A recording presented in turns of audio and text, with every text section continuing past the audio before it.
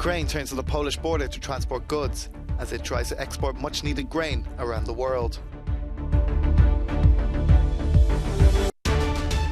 With Ukraine recommended for EU candidacy, Balkan states waiting years for membership share their views. Family members of WikiLeaks founder Julian Assange say they will appeal the UK's decision to extradite him to the United States. Arriving by the truckloads, at least as best they can. These are the scenes at the Polish-Ukrainian border, where action has been taken to increase the capacity of Ukrainian grain exports, as global supplies have significantly halted since Russia's invasion of Ukraine. Cereal exports have certainly concerned many countries, no less so than Turkey. Defence Minister Hulusi Akar says it's waiting for quick developments regarding a UN plan to export grain blocked in Ukraine, following a two-day meeting of NATO Ministers of Defence in Brussels. Defence Minister Akar says in the coming days we will see a rapid development of things. We are trying to resolve this issue quickly with the organisation of a meeting between Russia, Ukraine, the UN and Turkey. The UN has a plan regarding this issue. We can say that parties are in agreement to a great extent of this plan. Traditionally exported via the Black Sea, Russia's occupation of Ukrainian ports has made the logistics of shipping grain extremely difficult. With the summer harvest beginning for Ukrainian farmers, those transporting grain are left scrambling to secure safe routes and avoid deepening a global food crisis. Boris Johnson's surprise visit to Kiev has had a gift. The British Prime Minister presented the Ukrainian president with a plan to train up to 10,000 troops every 120 days in the UK. Special training which would help them effectively use NATO weapons against the Russian army. But there was more. We will continue, as we have from the beginning, to provide the military equipment that you need, and now, of course, the training that may be necessary to go with that new equipment, so that you, the Ukrainian people, the Ukrainian armed forces, will be able to do what I believe Ukrainians yearn to do, and that is to expel the aggressor from Ukraine. Meanwhile, Moscow continues its offensive in the Donbass as its missiles fall daily on places such as Adamivka, where some locals are resisting evacuation. I'm not going anywhere. It makes no sense for me to go. Firstly, I have no money, and secondly, how can I go? I don't want to go somewhere and be homeless. I have a small piece of land here with things growing, so no, I'm not going anywhere. Dozens of soldiers are evacuated daily for medical reasons. Recently, Kiev acknowledged around 100 to 200 casualties a day in the defense of Donbass. The main focus of the fighting is in Severodonetsk, where hundreds of civilians and soldiers are still barricaded in the Azot chemical plant. In the nearby city of Lysychansk, 3 people died in Russian shelling, according to the regional governor. But Russian missiles continue to fall in other areas of Ukraine. The Kharkiv region has been under night shelling for 2 weeks. The prosecutor's office is sure that the attacks are carried out from the Russian region of Belgorod.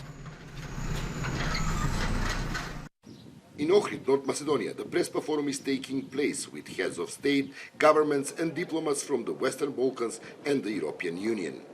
The Ukrainian president, who called for a strong and consolidated European Union, addressed the guests at the forum. The main question is how to send a credible message to Kiev when the EU has a lot of unfinished businesses in the Balkans. Probably the next council would not debate the status of candidate for Ukraine if there would be no war there. Let us be honest. And rightly so, I think it is a good initiative. I've supported among 9 leaders, 9 presidents of EU. I am one of them, with the initiative that the Council would, get a consensus on the status of a candidate for Ukraine.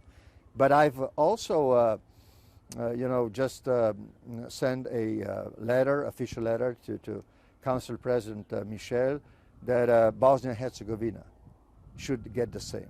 According to many speakers at this forum, giving Ukraine EU candidate status is a significant signal, but only if it's accompanied by concrete results in the EU enlargement process in Western Balkans. All countries who are seeking for enlargement are on one page.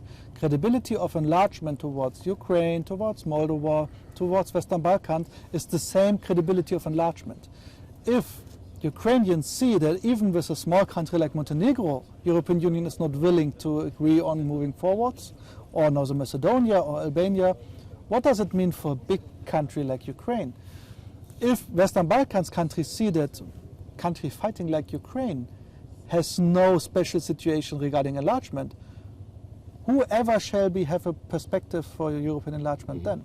Ukraine is waiting for its EU candidate status as a strong sign of solidarity. But the quality of that EU message towards Ukraine will depend on the current efforts of the French presidency to motivate official Sofia to leave the veto on the start of the negotiations for membership for North Macedonia and Albania. In Ohrid for Euronews, Borjan Jovanovski. Family members of Julian Assange were joined by activists protesting the UK's decision to extradite him to the United States. UK Home Secretary Priti Patel approved the extradition of the WikiLeaks founder on Friday. Julian Assange will appeal this decision to the High Court in the UK. He has 14 days to appeal the decision. But what this decision means is that basic journalism that people do every day, sourcing information, publishing information, is now illegal in the UK. Assange's wife Stella echoed the words of his brother. In an emotional press conference, Ms. Assange said that they would explore every avenue possible to block the UK's ruling, and that there was no just way to extradite him, citing concerns for his well-being. But the fact is that if he's extradited to the United States, the conditions he will be under will be so oppressive. The case he is facing is so oppressive. He has no public interest defense. He cannot mount a defense on the basis of the significance of the documents that he published. That it will drive him to take his own life. A secrecy-busting journalist to some, Assange is a wanted man in the US for leaking documents of military wrongdoings in Iraq and Afghanistan. Scorching heat has sent Europeans across the continent scrambling for shade and water, as an unusually early heat wave spread across several countries. Temperatures blew past historical records for this time of the year, hitting over 40 degrees Celsius in some places. We're barely bearing the heat. It's terrible. I drink a lot of water. We go back to the apartment and switch on the air conditioning. High temperatures are expected to continue into the weekend, with most parts of Western and Central Europe recording over 30 degrees Celsius. Meteorologists say these temperatures normally aren't seen until July or August. In France, it's the earliest heat wave since 1947. Scientists say that's a direct consequence of climate change. Swimming pools are in high demand. There are between 800 and 1,000 people per day. It's huge compared to the usual days when there are a few clouds. The heat could even be deadly, especially for elderly people who are particularly vulnerable. France has activated its highest alert level in more than a dozen regions. Across Europe, hydration is key. This is the second water bottle in half an hour. It's very hot, so, as you say on TV, we must drink a lot of water. For older people, it's quite hard.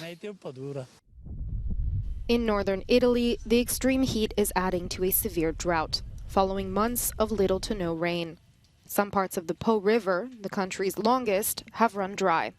France and Spain are also on alert for forest fires that could be set off by the hot, dry weather. One person has died after a fire broke out in a petrochemical plant in Shanghai early on Saturday morning. Fire occurred at 4 a.m. local time at the Sinopec Shanghai Petrochemical Company plant, which handles the toxic chemical ethylene glycol. According to China's state television broadcast CCTV, the cause of the blaze is not yet known. but is under investigation.